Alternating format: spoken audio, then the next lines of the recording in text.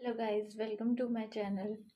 आज हम new video start कर रहे हैं। तो आज का हमारा एक न्यू टॉपिक है which is comparison of business, profession and employment. आज हम पढ़ने वाले हैं कि हम बिजनेस, प्रोफेशन और एम्प्लॉयमेंट के बीच में कंपैरिजन को जानेंगे। तो आज हम स्टार्ट करते हैं अपने इस न्यू टॉपिक को। पहले हम जान लेते हैं कि ये तीनों क्या हैं। ठीक है, all three help in earning livelihood but they differ in their nature, purpose, ownership, risk and rewards। देखो क्या होता है ना, जो ये हमारा बिजनेस होता है वो तो एक तरह की, हम मान लो कुछ काम शुरू कर रहे हैं प्रोडक्शन का, मैन्युफैक्चरिंग का। प्रोफेशन में हम जैसे क्या कहते हैं कि हम अलग अलग प्रोफेशंस आप जानते हो, जैसे टीचिंग प्रोफेशन हो गया किसी का, शेफ़ का प्रोफेशन हो गया, कुकिंग में है वो। ऐसे किसी का मैन्युफैक्चरिंग में है, और किसी का है प्रोफेशन बिजनेस में होना, किसी का है एंटरप्रेन्योर होना जैसे, और सीए होना, या फिर आर्मी नेवी में सर्विस करना। तो ये अलग अलग प्रोफेशंस हैं हमारे यहाँ। और इसमें भी जब हम बिज़नेस करते हैं या फिर कोई और हमारा काम है खुद का, हम कोई शॉप करते हैं, तो हम वहाँ किसी को अगर अपने पास काम के लिए रखें तो हम उसे एम्प्लॉयमेंट देते हैं। ठीक है, हम ऐसे एम्प्लॉयज़ को रखते हैं, उन्हें सैलरी पे करते हैं, तो हम उन्हें एम्प्लॉयमेंट देते हैं। तो ये सारी चीज़ें क्या होती हैं ना, तीनों चीज़ें का हेल्प क्या करती हैं, हमें ये हेल्प करती हैं कि हम अपने लाइवलीहुड को जी सकें। कैसे जिएंगे, ये सब काम करने से हम एक तरह से मनी अर्न करेंगे। ठीक है, वो अर्निंग से हम अपनी लाइवलीहुड को जी सकेंगे। तो तीनों चीज़ें एक तरह से काम तो अर्निंग के लिए कर रही हैं, बट ये अपने आप में डिफ़र होती हैं। इनके पर्पस अलग होते हैं, इनका नेचर अलग होता है, ओनरशिप और रिस्क अलग होते हैं, और इनमें रिवॉर्ड्स भी अलग अलग मिलते हैं। तो आप जब इन चीज़ों को जानोगे तो आपको और बेहतर से समझ आएगा। अभी हम चलते हैं, इनका मीनिंग समझते हैं। देखो, बिजनेस का मीनिंग क्या होता है?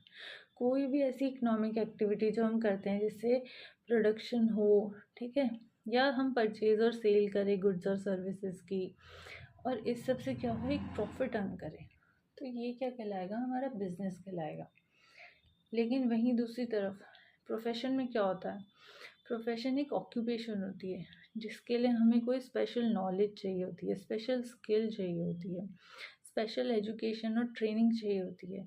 ठीक है, उन सबको करने के बाद हम क्या करते हैं, एक सर्विस प्रोवाइड करने के काबिल बन जाते हैं, हमारे पास कुछ सर्टिफिकेट्स आ जाते हैं, और फिर हम एक प्रोफेशन में आ जाते हैं। जैसे डॉक्टर्स होते हैं, इंजीनियर्स होते हैं, साइंटिस्ट होते हैं। ठीक है, अब हम आते हैं एम्प्लॉयमेंट पे।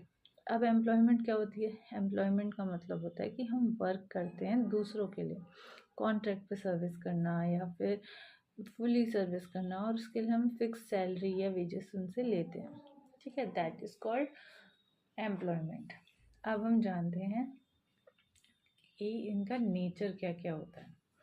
देखो, जो हमारा बिजनेस है वो एक इकोनॉमिक एक्टिविटी होती है, ये तो हमने पढ़ ही लिया, स्टार्टिंग से पढ़ रहे हैं। पर जो हमारा प्रोफेशन होता है वो हमारा सर्विस ओरिएंटेड होता है, हम किसी को सर्विस रेंडर कर रहे हैं, that is profession.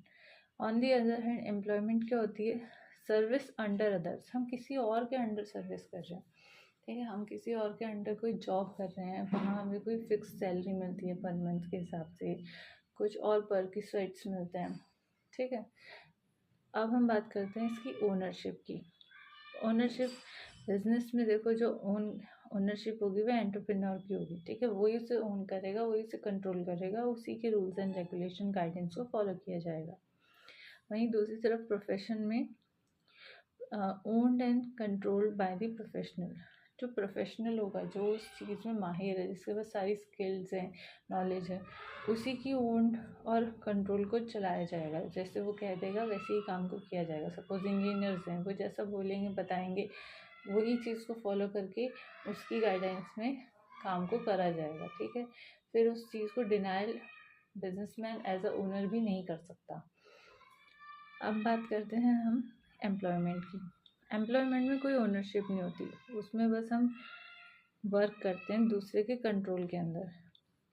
No ownership works under the control of employer. ठीक है, एम्प्लॉयर जो होता है वही बिजनेस का मालिक, हम उसके अंडर काम कर रहे हैं, एम्प्लॉयमेंट कर रहे हैं, तो हमारी कोई ओनरशिप नहीं है, अब आते हैं हम नेक्स्ट पॉइंट की तरफ, विच इज़ एम। एम क्या रहता है? देखो बिजनेस में एम रहता है to earn profit, extremum profit कमाना is the aim in the business. वहीं हमारा प्रोफेशन में एम होता है कि हम अपने लाइवलीहुड को अर्न कर सकें और सर्विस रेंडर कर सकें। ठीक है, मान लो कोई डॉक्टर है, कोई इंजीनियर है, कोई और किसी प्रोफेशन मार्शल आर्ट्स में है, ठीक है, या फिर कोई कहीं पे कुक है, तो उसका ये एम होगा कि अच्छी सर्विस देके मैं मनी अर्न कर सकूँ, जिससे मैं अपना अच्छा जीवन जी सकूँ। नेक्स्ट इज एम्प्लॉयमेंट में एम क्या रहता है? एम्प्लॉयमेंट में भी एम हमारा होता है कि हम अर्न करें बहुत अच्छी सैलरी या वेजेस को अपने लाइवलीहुड को जीने के लिए, अपने दिन डेली जो दिन में हमारे काम होते हैं, बेसिक लाइफ के जो हमारे खर्चे होते हैं उनको पूरा कर सके, तो हम किसी के under as an employee work करते हैं और सैलरी को अर्न करते हैं, यही हमारा एम रहता है। Now we will discuss another point which is risk. देखो बिजनेस में क्या रिस्क होता है? बिजनेस में रिस्क होता है प्रॉफिट एंड लॉस का। ठीक है, ये बहुत सारे फैक्टर्स पे डिपेंड करता है कि क्या प्रॉफिट होगा, क्या लॉस होगा, नेचर, लीगल, ऐसे और मतलब डिज़ास्टर्स, कुछ भी, मतलब ऐसे फैक्टर्स हो सकते हैं जिस पे हमारा बिजनेस डिपेंड करता है कि मार्केट में क्या चल रहा है और कैपिटल कैसी चल रही है, उसको बाहर से इन्वेस्टमेंट बिजनेस के लिए मिल भी पा रही है कि नहीं, सारा पैसा बिजनेस ओनर का खुद का नहीं होता, तो उसके पास तो बहुत रिस्क रहता है उसके बिजनेस फेल या पास होने के लिए। ठीक है, अभी हम बात करते हैं कि प्रोफेशन में रिस्क क्या रहता है। लो रिस्क, इसमें बहुत कम रिस्क रहता है। क्यों? क्योंकि जो इनकम है is relatively stable if service is in demand.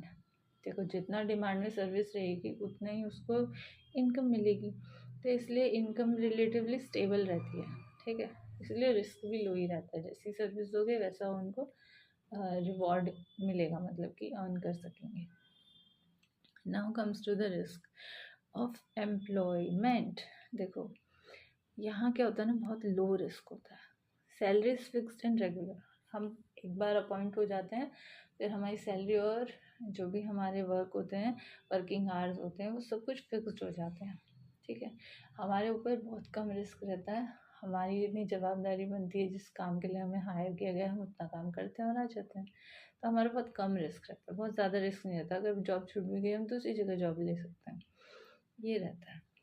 Now we will discuss reward. See, business में क्या होता है, अनलिमिटेड रिवॉर्ड्स मिलते हैं। क्यों? क्योंकि वो डिपेंड करता है एफर्ट्स, स्किल्स और टाइम पे, कितने आप एफर्ट्स लगा रहे हो, कितने आप प्रोडक्शन करके दे रहे हो, कितनी स्किल्स को आप यूज़ कर रहे हो अपने बिजनेस को एनहेंस करने में, एक्सपैंड करने में।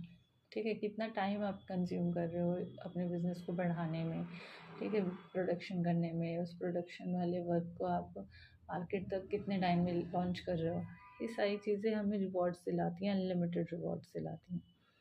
वहीं दूसरी तरफ प्रोफेशन में लिमिटेड बट सेटिस्फाइंग रिवॉर्ड्स रहते हैं, क्योंकि वो डिपेंड करते हैं on reputation and experience and demand. जो भी, मान लो सपोज आप एग्जांपल लेते हैं इसमें हम किसी डॉक्टर का, अब वो डॉक्टर अच्छा काम करके देगा, उसके कस्टमर से सेटिस्फाई रहेंगे, तो उसको उस हिसाब से वो रिवॉर्ड देंगे। ठीक है, उतनी ही उसके पास नए कस्टमर्स आएंगे, तो उसके एक रेपुटेशन भी बनेगी कि उसको कितना एक्सपीरियंस है, वो कितना अच्छा काम करके देता है, तो इस वजह से उसका लिमिटेड और सेटिस्फाइंग रिवॉर्ड रहता है। ठीक है, ज़्यादा अच्छा काम करेगा, ज़्यादा पॉपुलर हो जाएगा, तो ज़्यादा रिवॉर्ड मिलेंगे, ज़्यादा सेटिस्फाई होगा। कम काम करेगा तो कम पॉपुलर होगा, कम रिवॉर्ड मिलेंगे तो कम सेटिस्फाई होगा, तो उसकी अपनी ही मेहनत पे सब कुछ डिपेंड है। नाउ विल डिस्कस कि एम्प्लॉयमेंट में क्या रिवॉर्ड्स होते हैं।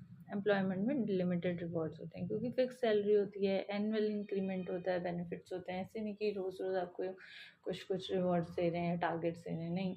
और आपको आपके काम के टारगेट्स तो देंगे, बट आपका ओवरऑल परफॉर्मेंस ईयरली चेक करके फिर ही आपको इंक्रीमेंट देंगे कि ठीक है आपका इस साल ये बोनस है, ये इंक्रीमेंट है, दैट्स इट।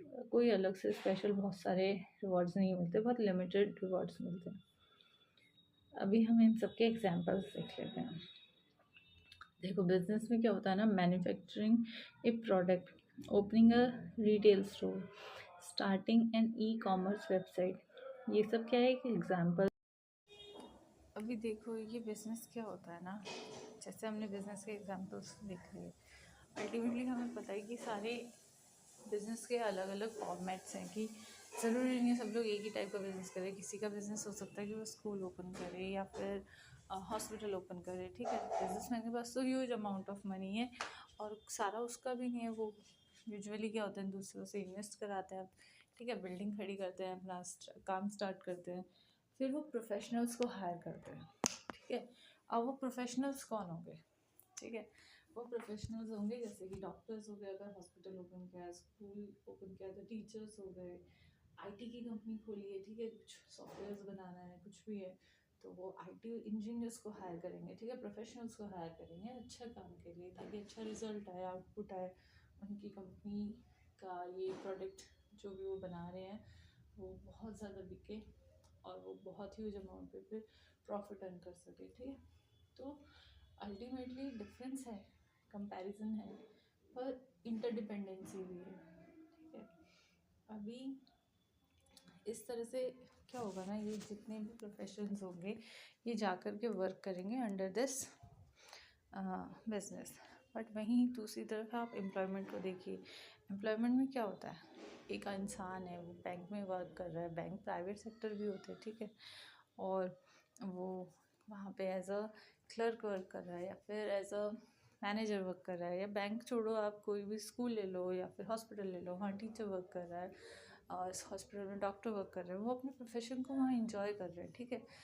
प्रोफेशन में जो भी उन्होंने अपनी स्किल्स डेवलप की हैं उसको रेंडर करके अच्छी सर्विस दे रहे हैं। फिर बीइंग एन एम्प्लॉय, वहाँ तो वो एज ए एम्प्लॉय लगे, ठीक है, ओनरशिप तो उनके पास नहीं है, बट वो उससे क्या कर रहे हैं ना, अपना एम्प्लॉयमेंट इंजॉय करते हुए अपनी सैलरी ले रहे हैं, ठीक है, मंथली बेस्ड, ईयरली, जो भी उनको सैलरी अमाउंट डिसाइड हुई है वो ले रहे हैं।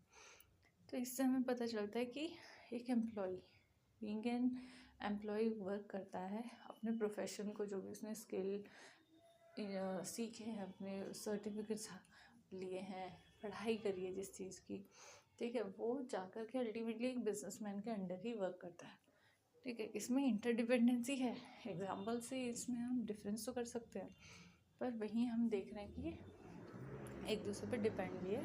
कंपैरिजन हमने सारा समझ लिया है, और इन शॉर्ट मैं बता देती हूँ कि बिज़नेस प्रॉफिट अर्न करने के लिए होता है, वहीं प्रोफेशन हमें रिस्पेक्ट और सेटिस्फेक्शन देता है, और एम्प्लॉयमेंट से हमारी जॉब सिक्योरिटी और स्टेबिलिटी बनी रहती है, ठीक है।